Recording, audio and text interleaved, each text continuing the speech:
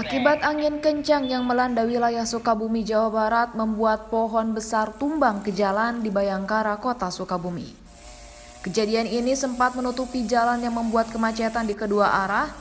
Namun beruntung dalam kejadian ini tidak ada korban serta tidak ada pengendara motor maupun mobil yang melintas.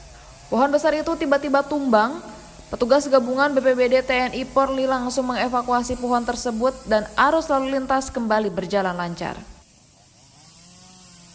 Pohon mahoni yang patah karena pohonnya masih tetap berdiri. Barangkali si batang itu sendiri tidak mampu menahan beban berat dari batang yang sudah lumayan besar seperti itu.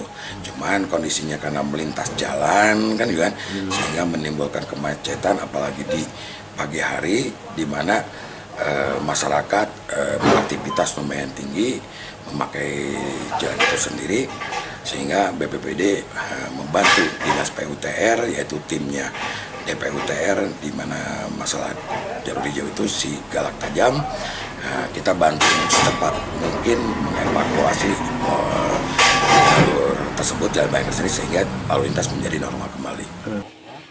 Andres Muhtar, Kompas TV, Sukabumi, Jawa Barat.